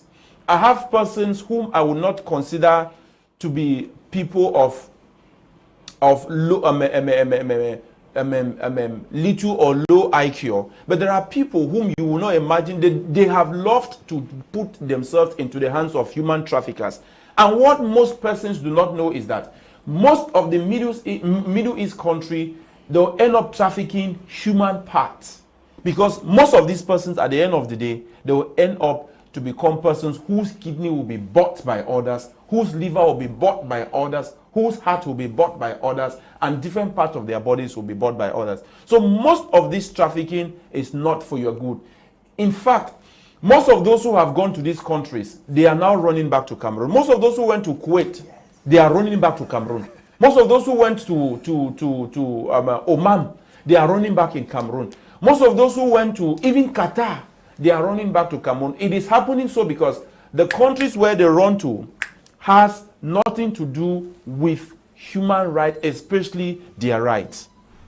Especially their rights. Can we call Dr. Richard? He got disconnected. Can you call him back? So once he's there, let me know, please. No. I am here, Mr. Leo. Okay, Doctor. Thank God you're back. When you look at the amounts spent to send brothers and sisters out there to Kuwait or Qatar or the other countries, is it worth it? What is going through the minds of the parents who would sell a plot for say 3.54 million to send a child to Qatar? Is it not also because they don't believe that investing this money back home could actually be profitable? I think this is a very important discussion, Mr. Luo, because it is reality that is happening. And the truth is that it goes back to the narrative aspect that I mentioned. There is a false narrative that has been built over time that grass is greener beyond our shores. And this is a false narrative, it's a lie. And even those who have gone out there and have studied there or have worked there, they've continuously perpetuated these lies that it's easier there. So there are two questions that we need to ask here. Are these young people leaving because they are going to look for opportunities? Yes, they've been told so. And the other question is that does what they go to get out there, is it something that cannot be produced locally? No. What they're told that they are going to get out there is something that can be produced locally. And the most unfortunate thing is that these are people who go with unskilled levels to be involved as laborers, babysitters, and in construction work. So have we reached this stage as a continent to be exporting unskilled labor? It's a shame. Africa is in the 21st century, we should not be exporting unskilled labor. It's a crime. And as Lucas have said, and the woman have said, I mean, these are things that are taken lightly. And the reason why they happen is because of a false narrative. And so people think that it's easier and life is easy out there. And so they'll go out there and make billions. And then the agents tap into their frustration and tap into these lies and then try to make people to believe. And why I'm focusing a little bit here is because the mindset of believing that we can get what we want without doing our homework, without understanding that if you cannot succeed in a tough terrain like Africa in some countries, you are not definitely going to succeed out there. But we are not told these realities. So the point that needs to be focused on here is we cannot be in a continent where people are living with to go and focus on skill level. We need then an urgency for skills retooling. And there it goes back to that point of an education revolution, where the entire education is revamped. And we cannot only focus on the classical primary, high school, secondary, university, master's, PhD. We need to start looking, how can we be able to engage our young people especially, and start educating them to understand that they can make it where they are if they have skills that match the reality of the time. We are talking about simple solutions that can be marketable. We have mothers in Cameroon, for example. 7,000 Cameroonians die every year because of indoor pollution. They depend on charcoal. But if you provide an alternative that is not charcoal, that is cheaper, a simple briquette that can be made out of waste, and you don't need to go to school to learn this. If they go on YouTube and watch these simple approaches of making briquettes, they can do it. We have a lot of YouTube now that they will put. Another example, I was in Yaoundé a month ago, and we have helped the community just through guidance, and they're turning waste into biogas that is benefiting over 500 people. The young people who did that have skills today. Why would they be going to the Middle East when they are now making money in the country? And this is happening across Africa. So the point I'm just trying to make here is that there are lies, and there is a false narrative that has been perfected over time, that it is easier out there and it is greener out there. And our brothers and sisters are perpetuating this wrong and false narrative. It is wrong. And as Lucas said, it is a crime to be blindfolding people and sending them to harm's way. Yes, I call it harm's way because you're sending people to territories in which they don't understand the culture. They don't understand the principles. They're lied to, and then money is collected from them. That's a crime, and this should actually stop. Then the last aspect is, because lies and false narrative have been perpetuated, most of the people now believe that they cannot be able to survive wherever they are within the continent. And therefore, they are now, like Albert Einstein said, if you judge a fish by its ability to climb a tree, it will live all its life believing that it can never be able to climb a tree. But that is what we're giving our young people the impression that to be successful means you need to have a lot of money. No, to be successful means you are useful. You can be able to develop your craft and be excellent in it. You will attract value. You will attract money because you have value to offer. And I think so this change of narrative and these discussions in every circles is what we actually need to start doing at the moment. If not, we'll continuously see this kind of preying on innocent people and tapping money and frustrating and lying to our young people that is easier out there. When they go and get into trouble, the very people will not be able to help them. So it's time to look internally, build our skills, and seize opportunities and turn challenges to opportunities within where we are. Thank you. Yes, but you are an expert. I know you crisscross our nations, and certainly should have some contacts with persons working in the Middle East. How lucrative are jobs over there? I think when I started off, I said most of the reason people go out there, they go out with on skill level. Construction work. I mean, I am not in any way trying to downplay that construction. I am trying to say if you can be going out there, I'm not in any way trying to say that this is not important. I'm saying they are not going out there to offer value, that they have actually learned a trade and that they are going to be able to actually offer value in such a way that if they were to do it back home, then they will not be able to do it. That is not the case here. What we see across the world is that the real stories are not told. What I've seen with my two eyes, I have also been privileged to live abroad and study abroad. The reality is that the truth are not told. Our brothers and sisters tell lies back to our brothers and sisters home. And they make it as if life is easy and that it is so easy to survive and succeed and that money falls on trees when you are there. It's not true. You are going there to compete with people, with citizens from the very country. This is what we are not told. You have to bring value, and that value cannot just be to go and babysit. But as you babysit, what are you doing? You cannot be going on a 3-month visa that you are going to make it out there because you were told that it is like that. People in the Middle East are also migrating to other places. They are not always stuck in the Middle East, and if it was heaven, why are they moving to other places? And they're moving there to bring value. So the point I am making is that there is a false narrative that needs to be debunked all the time, and I'm happy that we are doing it here. And we're not doing it for applause, to speak truth so that at least people can start to know that they're being lied to and they're being manipulated, and at the end of the day, they're going to be the losers. And so if anybody who's listening, don't fall into that trap because it's a false narrative and it's a lie. Okay. Mr. Liu, in Africa, if asking for your rights peacefully is responded with guns, then Africa will never change. We are not yet mature enough. Mr. Senjo writing from Yaoundé. Hi, Mr. Leo. Good evening. Most youth move because of frustration created by our greedy leaders. Everyone loves to stay where they are most comfortable.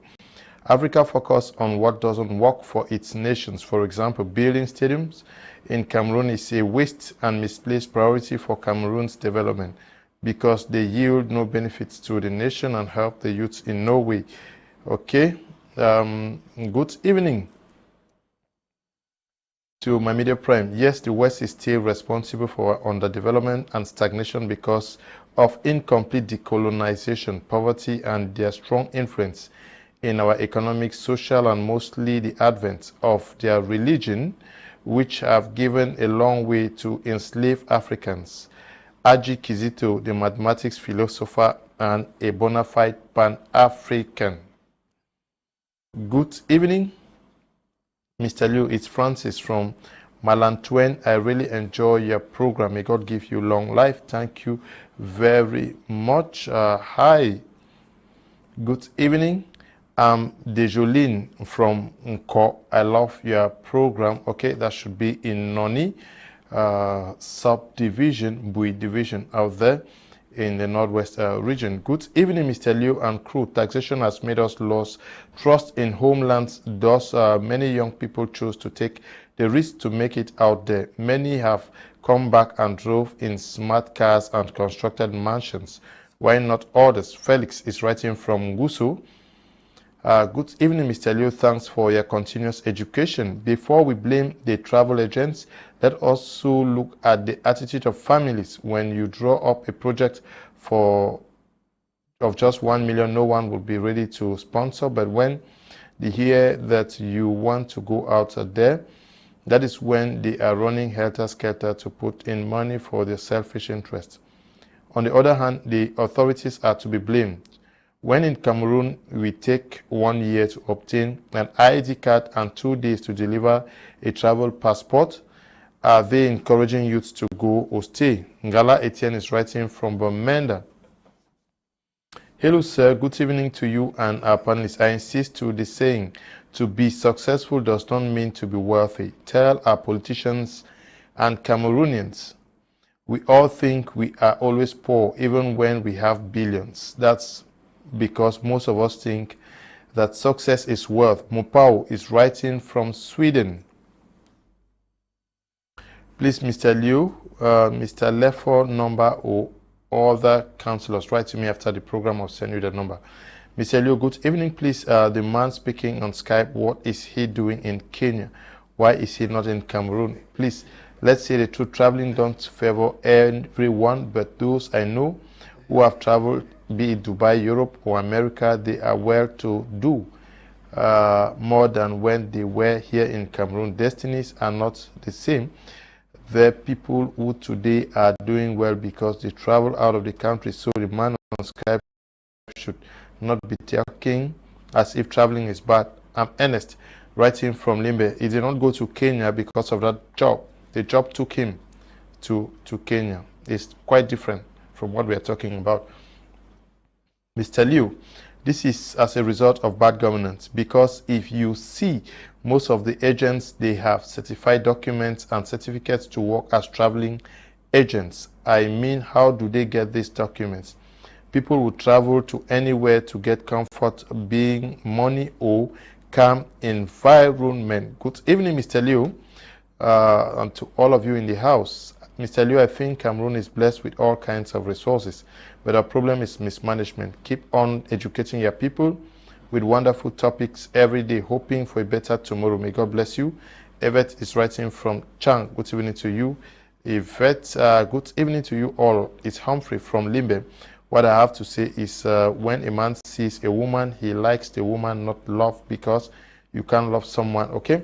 So it's unrelated. Yeah. To add something to what that person talked about, okay. Dr. Munang. Now, you can travel. What most persons do not know is that when you want to travel to a country, there are legal means set out for you to travel. Mr. Menang or Dr. Menang is not there because he did use the illegal means to move into that country. And what he is saying is that you have to obtain a certain skill, which you know that when you are going, they are calling you for a job. You are not going there to get yourself stranded on the street. Like my brother Nziwum explained that the young man is stranded in Kuwait and he doesn't know what to do. So the issue here is not that we are refusing that you should not travel, but do not take yourself and put in the hands of traffickers, because they will simply make money out of you. Like another person said, they have legal documents. No. Now, when you want to travel to a country, the country has its own migration policies, and you need to present to them proof. For example, you cannot take a 3-month visa that you are going to Dubai for what they call tourist visa, and you get to Dubai and a company starts looking for how they can give you a working visa or whatsoever. That's trafficking. Now, what they do is that they lure you always with that issue of come to Dubai with that 3-month visa. And before you realize it, most of these persons, they are 3 months elapses without the company giving them any documentation. Some will exit to Oman, some will come back to Cameroon and things like that. So Dr. Munang is not there because he went there. He was not trafficked. What is so sad is that most young people accept that they want to be trafficked. And once you put your hand into yourself into traffickers, they will traffic you. And today we have more of persons who even traffic human parts. That is why a few months ago, we got it on social media how Africans were being dumped in between Morocco and Spain. We saw how they gave them horrible treatment. There was terrible treatment. Those that were dead, we heard the numbers that died. Those that were not, those that did not die, they had to be sent back to their countries. So please, if you want to travel to a country, go to the embassy. They will tell you what you need. Get the right information to move to that country. There are legal means. What we are talking about is that do not put your hands in the hands of traffickers. If you look at the boat on TV, please, that boat, no country will give you a visa to come into his country through a boat of that nature, where at the end of the day, you have the sea guard.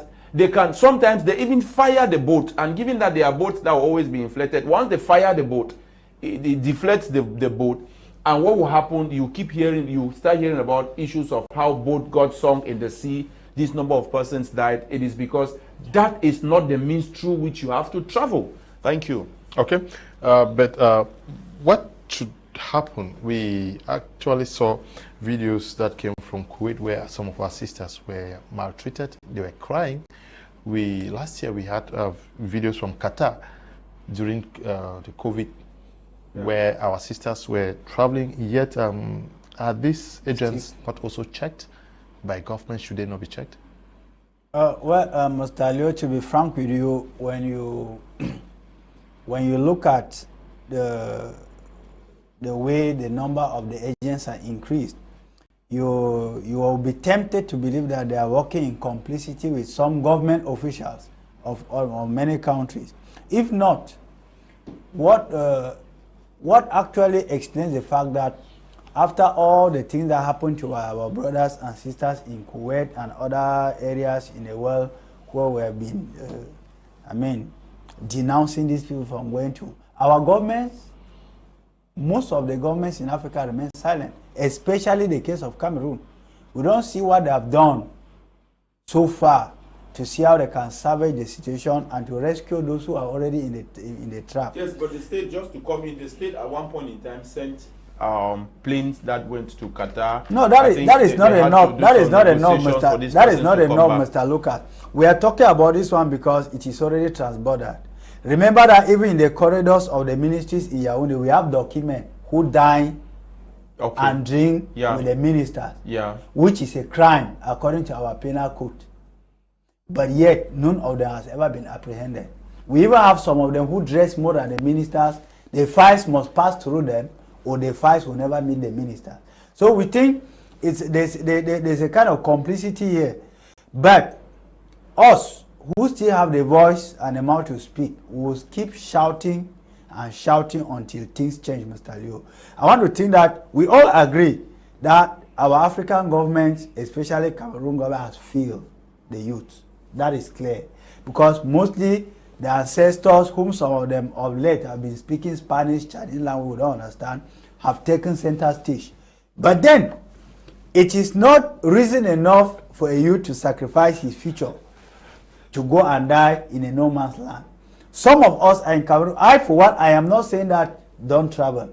When you want to travel, take your time, go through the right avenue, and make sure that you are going to the right place, Mr. Leo. Because at the end of the day, your life matters to you and not to the person who caused the frustration that caused you to leave your country. Thank you. So, your life first is in your hands, not in the hands. If you wrote a concours and you fail because you could not bribe, stay back in Cameroon. We have fertile soil. I come from Munang. I have a farm.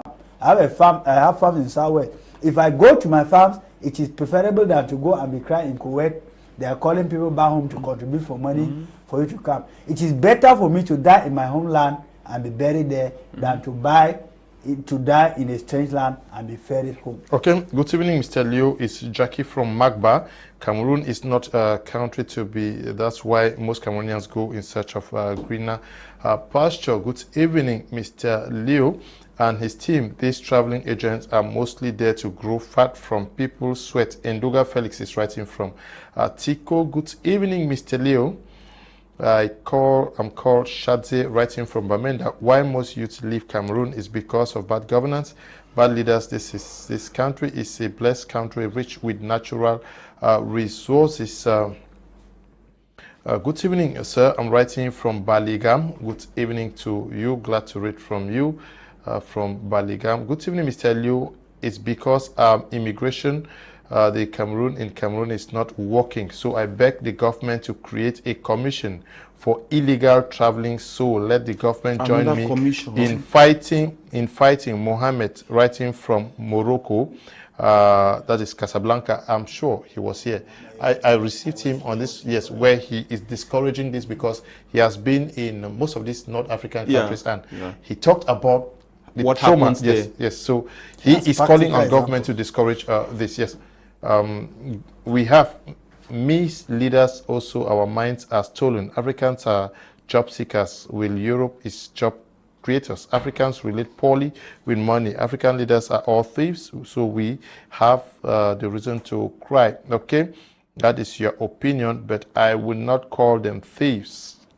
Please, we should describe them differently, not thieves. They did not steal in your house.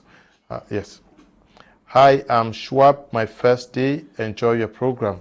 I'm writing from Betwa. Good evening to you. Writing from Betwa. We are going to be ending this program with you, Dr. Richard. Very briefly, tell us what you're doing in Kenya and how you got there. And you have been out of the country for some time now. Can you clarify those curious viewers to understand why you're in Kenya?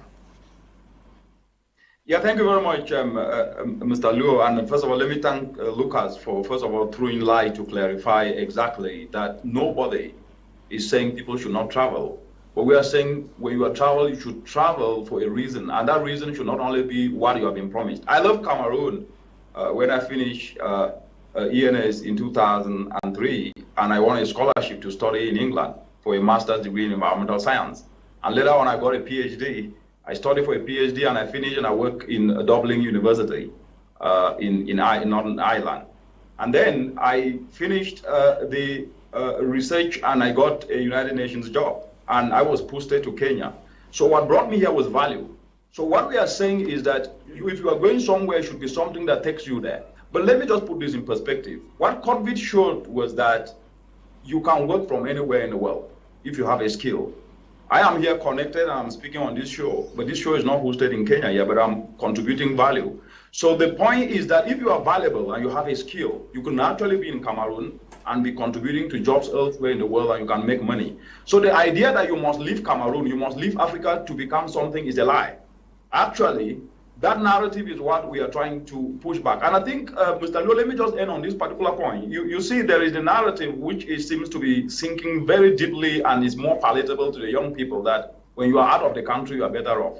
It's not true. If you are out of the country for a reason, for a job, for a job that you have been posted to go and do something, that's different from being promised heaven when in reality you are going to hell.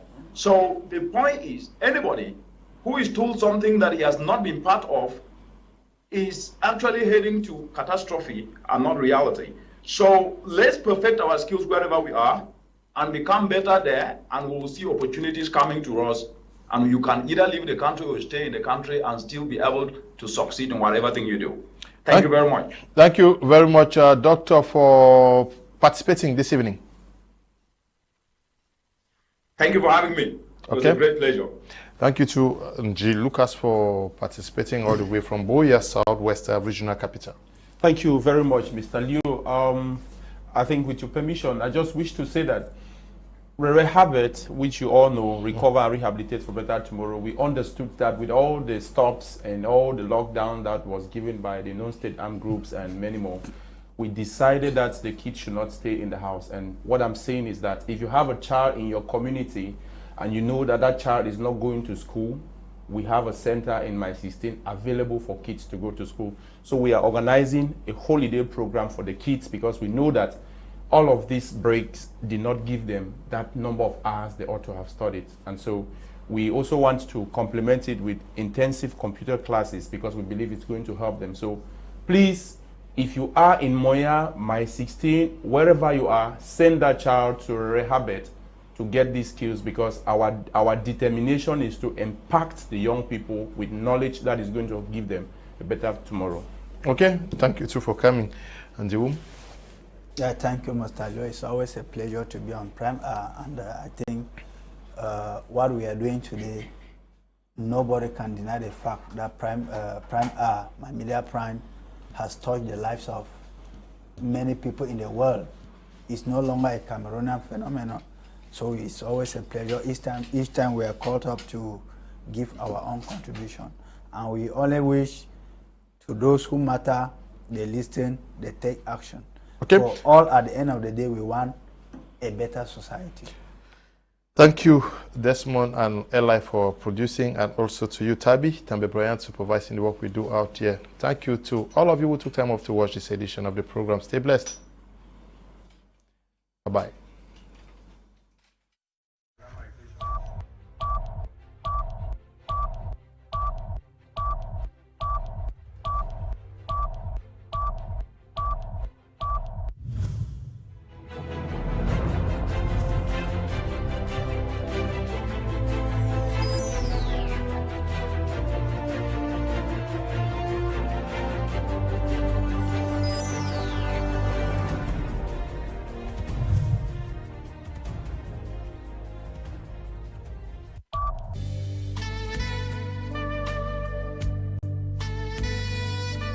In need of a helping hand, Mitani